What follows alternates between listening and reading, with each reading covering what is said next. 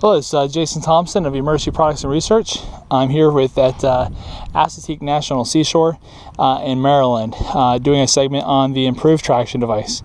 The difference between the improved traction device and the optimum traction device, which I just did in an earlier segment today, is that one of the key differences is that the improved traction device offers a carbon fiber pole versus the optimum traction device's aluminum pole. The ITD offers greater padding in the ischial and upper thigh system, as well as the ankle, and then it also has stenciled straps, which makes it really easy in austere conditions where low light may be a problem, and stress as well. So we've found that in the paramilitary that's actually worked really well. So the other key part of it is the actual anchor assembly itself. Instead of a traditional dart style device like you have on the OTD, the ITD, as you'll see, has a blockier frame with more of a kind of a sandwich concept. So if you think about the dart running inside, it has actually this kind of a sandwich that runs around the outside to pinch the strap in place, and it gives it greater strength and rigidity and resistance against fracture, getting shut in a door frame or something like that. So I'm going to go ahead and show you the ITD. ITD comes in a MOLLE compatible pouch, so you have the platform in the back to mounting to your gear. So we'll go ahead and open this up.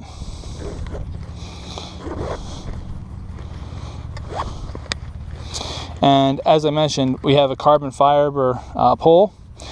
We have here's that sandwich you can think of as I was talking about. So you have your earlier dart style device in the center, sandwiched by two pieces of plastic on the outside.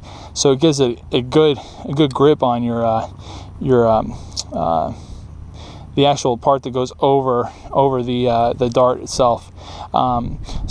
And then you'll find that it's a little sturdier, and again, like I said, it should help to resist fractures in case somebody closes the door frame or something on it. So we have that. Then we also have the upper thigh system. Upper thigh system has a nice pad on there. Same buckle assembly. The ankle has a much heavier padding on there, and it also adds a clip in here too, to make it easier for applying without having to move the leg any more than you need to. And then, as I mentioned, we have thigh and shin straps. So a lot of this is really just designed to make it easier to apply, where again, in austere conditions where you're dealing with stress and low light conditions. And so we'll go ahead and set the pouch aside. So what we're going to do is let's go ahead and stage everything. Shin, thigh, my ankle. Go ahead and place my upper thigh system. So I'm going to take my upper thigh system and I'm going to unbuckle this. I'm going to feed this up under my knee. So feed it under my knee. I'm going to walk it up just like you did with OTD. And I'm going to walk it up behind the leg. Bring the padding up. You want to make sure you get this nice and high, so it won't always be perfect conditions where you're not going to be able to not move your patient. There may have to be some movement necessary to get things in place. I mean, this isn't a perfect world, and we certainly don't practice medicine in a perfect world. So I'm going to make my thigh strap here, my shin strap here, and go ahead and assemble my pole sections. And the same rule goes for this as well as the OTD, that you want to have at least 8 inches beyond the foot. So I'm going to go ahead and place this up here. I'm going to go ahead and place my ankle. Now again, we talked about trying to get things in place. So what the ITD offers is the ability to unbuckle this buckle here, right? So we're going to buckle that. We're going to slide this up underneath the foot, not moving them any more than we have to, and then we're going to come around here and we're going to buckle this in place, and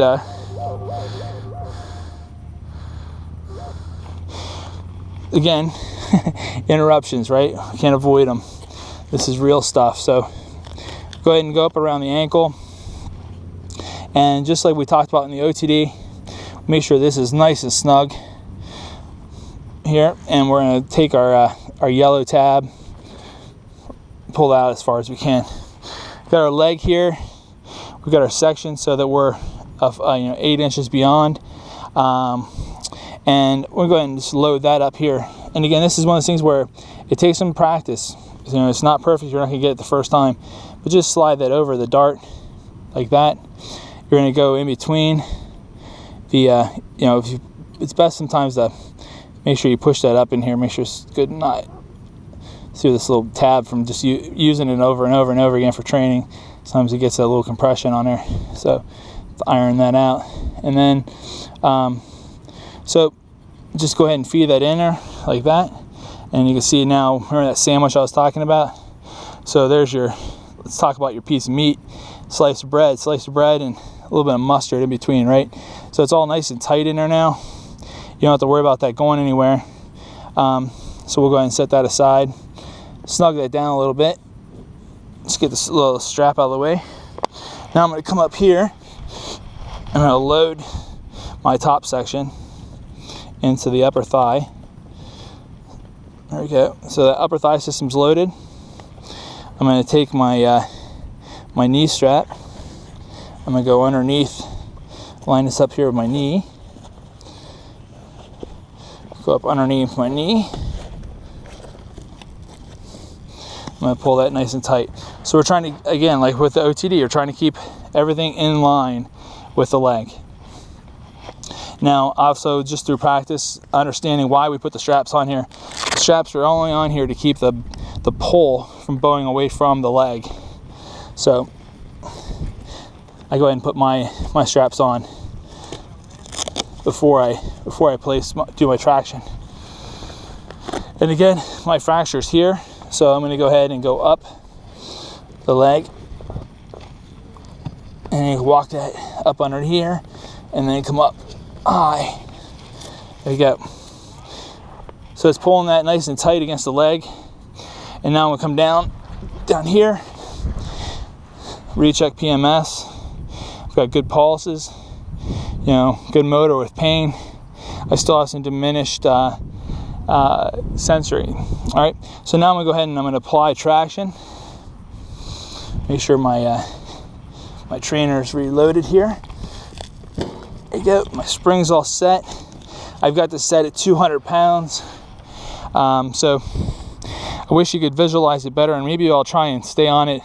I'll do this a little slower so you can see it. But so as I'm applying traction down here, I'm pulling, and as I'm pulling, now if I could try and do this, you'll see that the leg up here will pull out of the torso section, if you will, or the pelvic section of this trainer, and it'll extend out.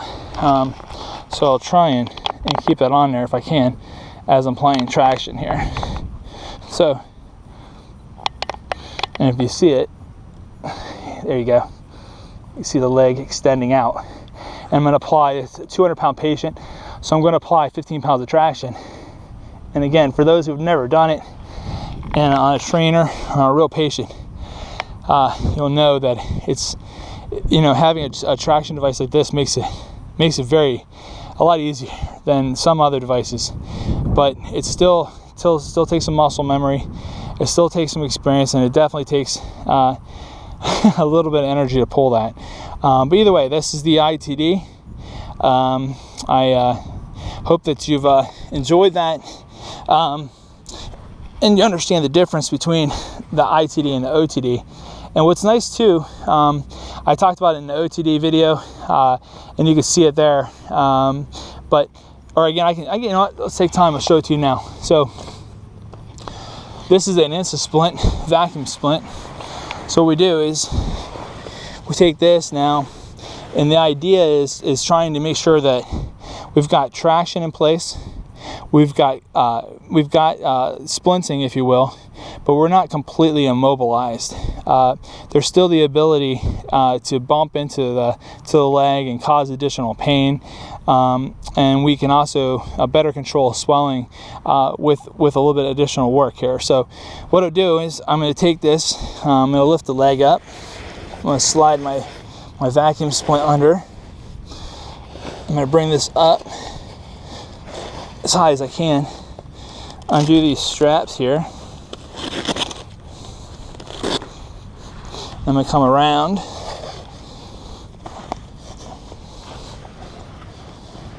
and bring this up under. Again, I want to keep my injury exposed. Additional straps here on the knee.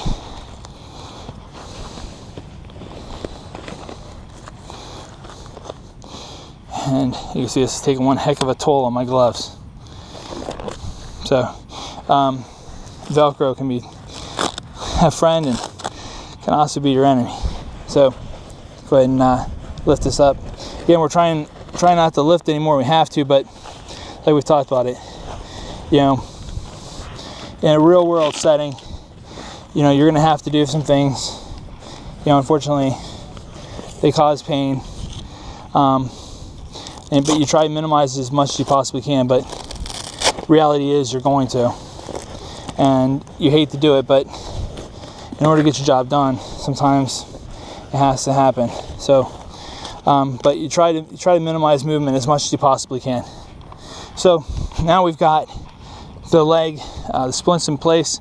We're going to take our vacuum here, the pump, and we're going to pull this out about 8 to 10 times, and it'll slowly pull the air out.